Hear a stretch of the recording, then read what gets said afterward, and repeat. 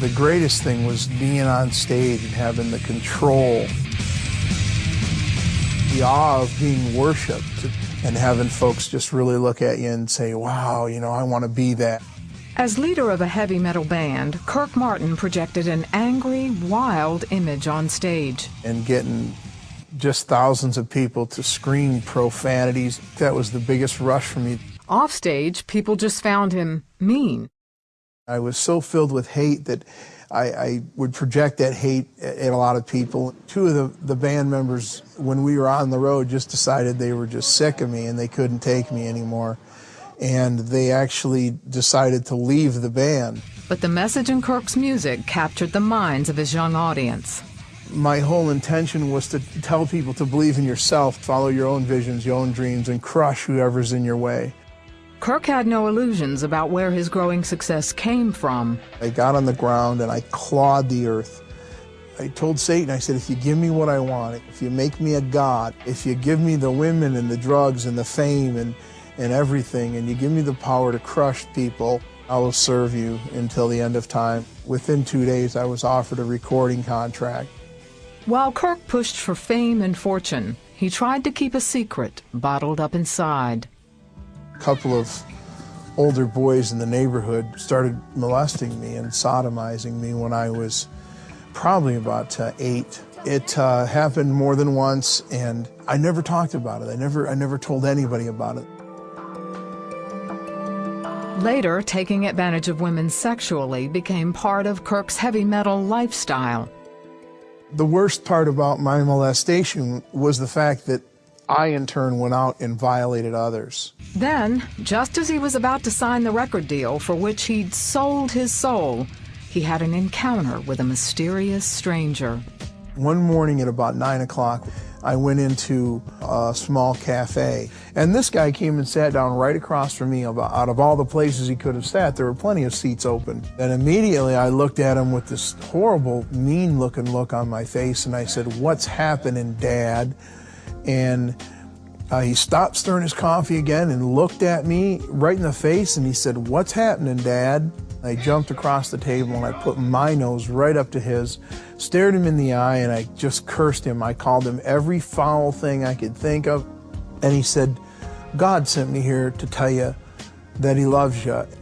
And God wants you to know that he was not responsible for the young men that molested you when you were a young child."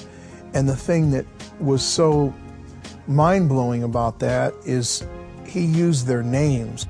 And he said, "Jesus is waiting for you to turn your face towards home." And I jumped up and chased after him, and he went around the corner of the building, and into thin air he disappeared.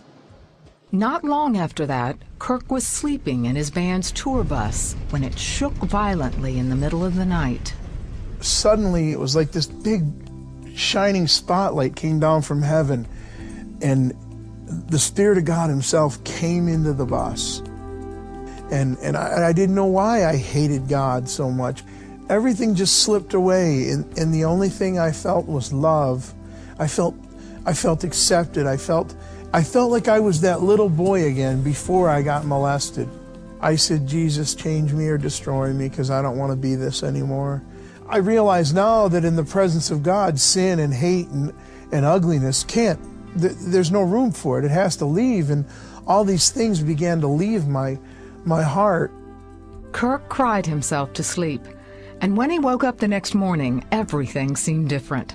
The grass was greener, the sky was fluffier, the clouds were beautiful, and I was different. Kirk never signed the contract for the heavy metal record deal. I had everything in my hand, everything I'd ever wanted, just sitting right there, and all of a sudden I didn't want it anymore. And I left everything and never went back. Kirk found a church in his hometown and began to grow as a Christian. A Christian counselor also urged him to seek out the young men who had molested him and forgive them. I did find them.